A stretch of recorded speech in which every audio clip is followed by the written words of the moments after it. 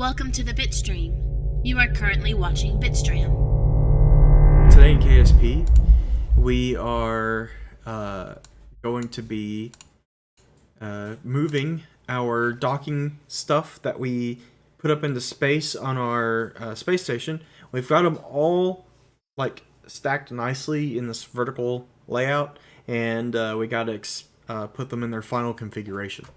We have some RCS tugs up there, and we're going to use those to move everything. All right. Wow. Okay. Good.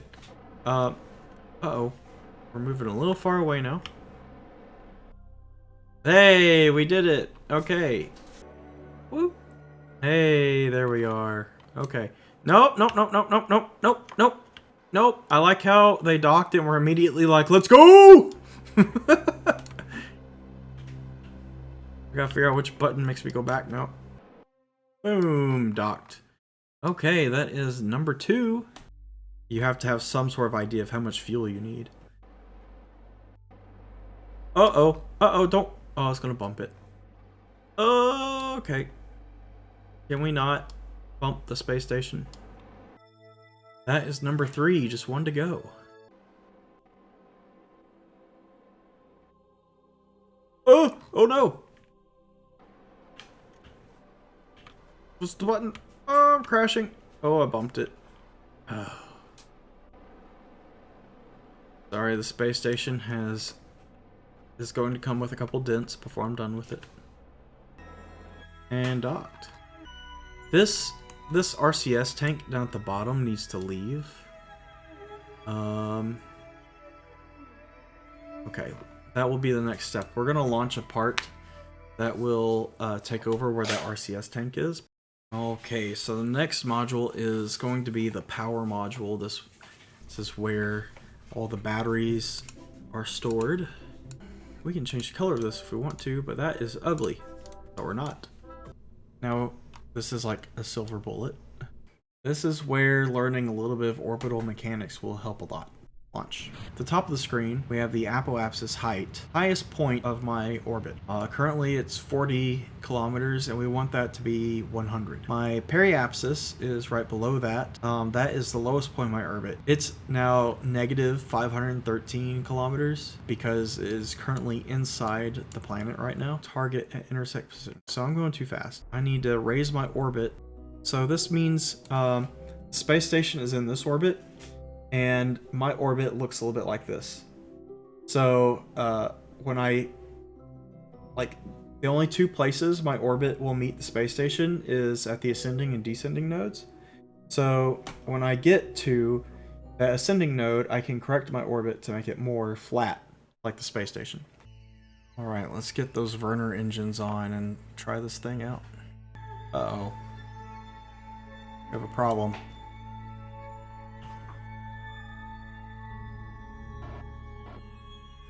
We don't have RCS in all directions.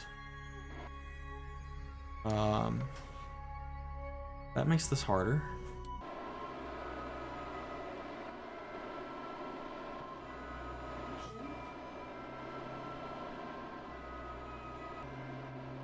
Oh my gosh.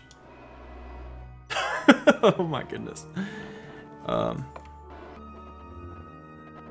Yeah, the toss a line strat would be great right now. Okay, so I have a way to do this, but we're gonna turn the entire space station. Oh! Uh-oh! Uh-oh! Uh-oh! Uh-oh! Uh-oh! Uh-oh! Uh-oh! Uh-oh! Uh-oh! Woo! Woo! It's gonna explode! Okay. Look at that engine wiggle wobble. It's like that picture of Adam and God doing this. No hands! No hands! Bonk. Hey! It did it. Okay, so I forgot to deorbit this thing before. We're gonna do it now. We'll probably land it. And It's all gone. I was going way too fast. Can't even get into orbit. Well, once I get this thing out of space and crashed into the ground, I'll give you a quick tutorial. And honk, we did it. Okay, so now we gotta destroy this thing. Let's turn this thruster all the way up. And let's get down to Earth. And then, quick tutorial on how to get into orbit. Woo! We're gonna buzz it. Definitely not NASA approved right there. Not a recommended maneuver. Especially when you haven't saved like I have.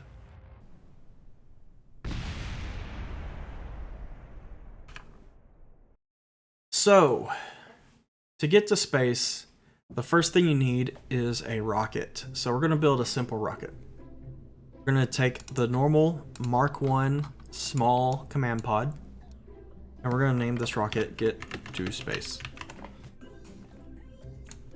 So this command pod is just has enough room for one Kerbal. So let's go ahead. We got a little dude in there. Got Jebediah, the bravest Kerbal of them all. We'll take this engine, we'll put it on the bottom. This is the Terrier liquid fuel engine. So we're gonna need a decoupler. This is a 1.25 meter tank and engine, so we need a 1.25 meter decoupler. This TD12, what we want. Another bigger fuel tank to the bottom of this. So let's try this one. So now I've got this bigger fuel tank on the bottom. Probably need another one. Okay, let's put an engine on it and see how it goes. So a good engine to use is the Mastodon liquid fuel engine. And I right-clicked on it and I used this other variant to make it a little bit smaller so it fits. So we have about, let's see, we have 3,000 plus 1,000 is 4,000. We have about 4,800 delta V. Just know that you need about 4,000 to 5,000 to get to orbit. The more you have, the more leeway you have. Like you can mess up more, and you'll be okay. So I'm gonna hit save, and so we got the engine on the bottom, and then it will decouple, and we'll have the smaller engine at the top. So let's see how this goes. Now, the first thing you want to do at any launch is you're going to save the game. So if you hit F5, it will make a quick save. And you can press F9, or you have to hold it. Hold F9, and you'll load that quick save, and we'll be right back at where we were. Watch you blow up giving a tutorial. I might. I would not put it past me to mess this up. Okay, so now that we've saved, we want to turn on the Sas Controls, which is the T button, or you can just click it on the nav ball. We don't have any RCS, so it doesn't matter if that's on or off. We're going to throttle all the way up. Take this out of the way. I'll throttle all the way up by pressing Z, or you can hold down Shift and Control to make it go lower. And X will turn off your throttle. Okay, so what we're going to do after we launch is we're going to go straight up. And once this up here gets to 10,000 meters, we're going to start tilting over to the side until we get this gold diamond here. We're going to point it at the 90-degree number. But we only start doing that at about 10 kilometers up. And then the higher we go, the more we turn over to the side. You just gotta be careful. You don't want to turn over too much, or you might not make it up into orbit. So let's just go ahead and launch. We're gonna go straight up. I'm gonna throttle down a little bit. I'm going way too fast. This engine is really big for this little rocket.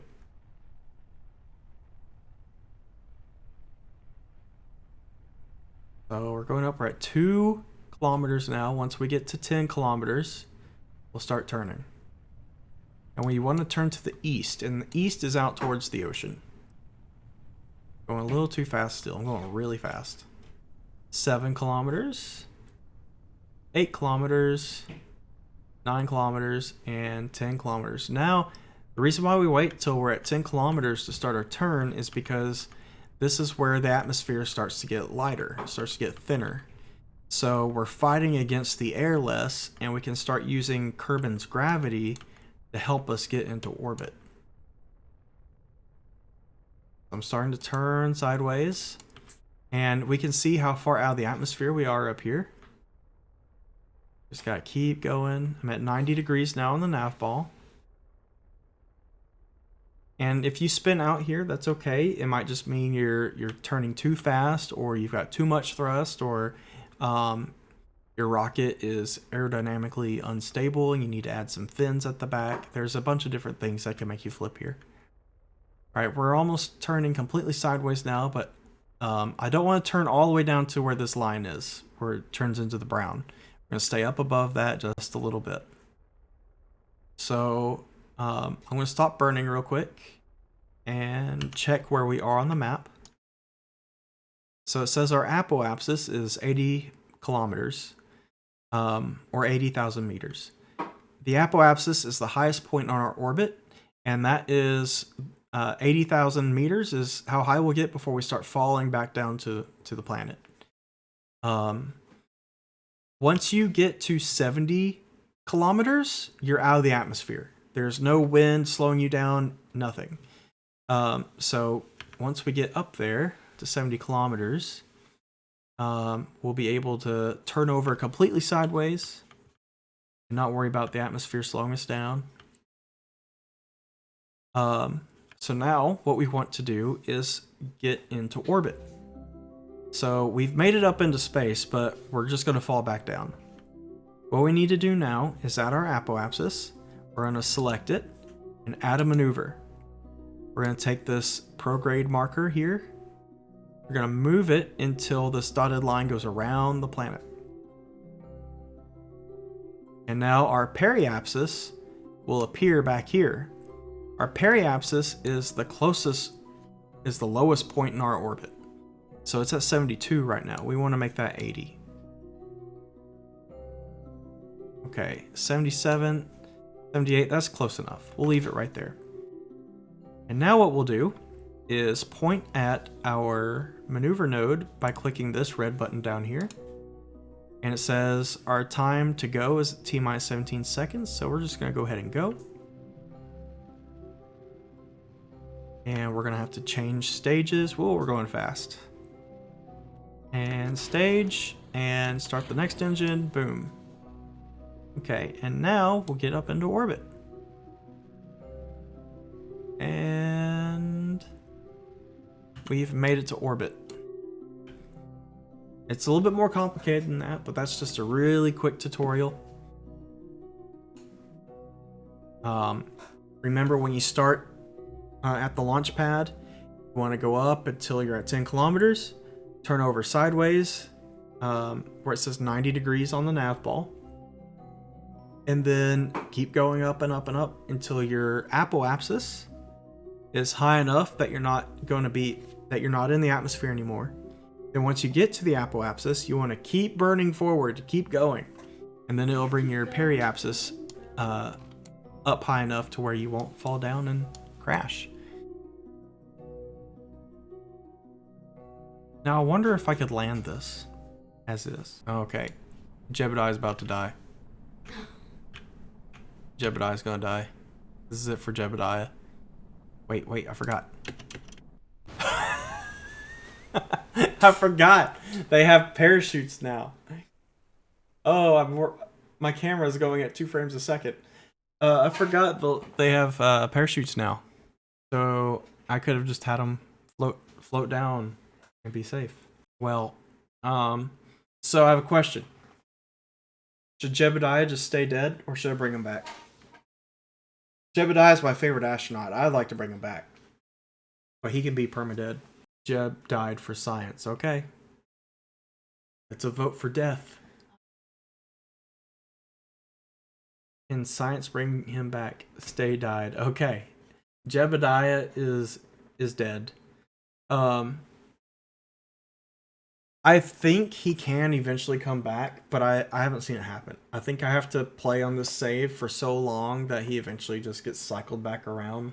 Alright, I think I'm gonna go ahead and end the stream there. I've been going for a couple hours now.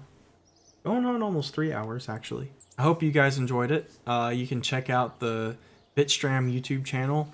I've got some funny videos there. You can see some of the highlights from previous streams. I also have a Twitter where you can keep updated on when the next stream's coming and what's going to be. So, but that's all on my Twitch page. I hope you guys enjoyed, and I'll see you next time. I'll see you tomorrow. Bye.